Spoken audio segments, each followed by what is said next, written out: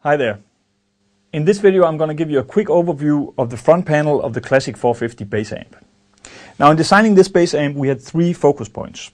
Great bass tone, enough power and ease of use. So let's have a look. Starting over here we have the input section.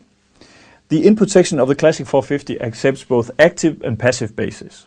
So in other words, the gain knob right here covers anything going back from the vintage 60s basses and all the way up to active pickup systems of today. As the main tool for you to edit your sound or sculpt your sound, we've given you 4 vintage tone controls. Now these tone controls have carefully been designed with some of the best vintage amps in mind. And we actually added a bass, a low mid, a high mid and a treble knob for you. So that allows you to quickly grab your sound, set it the way you want and get going. In addition to the tone control section, we also added the tube tone. Now tube tone is a full-on tube amp simulation. So in other words, it's not the single tube in the preamp kind of simulation that you might know from some of the other amps out there on the market. It is in fact a full-on preamp simulation from the preamp that sits before the tone controls and also the power amp section that comes after the tone controls, mapped down to one knob from 0 to 10. This allows you to set anything between just a little bit of the character of the tube amp, going up to a little more edge, a little more character, a little more attitude to your sound, and all the way up to a full-on overdrive if that's what you want.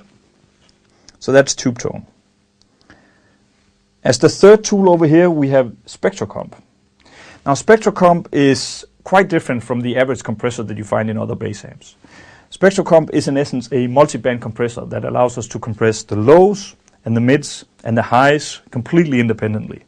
Now what that means for you as a bass player is that you can add compression and have a much more transparent sound. You will get the more snappy and tight sound that you want from a compressor without killing your dynamics entirely. Again, we've mapped this out on a 0 to 10 scale, making it really easy to set. And also we added a compression meter up here that shows you how much compression you've added to your sound. On the far right side, we have the master knob that sets the power or the output of the 450 watts. And finally, we have a mute button up here that allows you to mute not just the speaker output, but also the line driver output for tuning, for changing bass, or for simply taking a break. So that's the quick overview for you. If you want to check out some of these features a little more in detail, make sure to check out some of the other videos.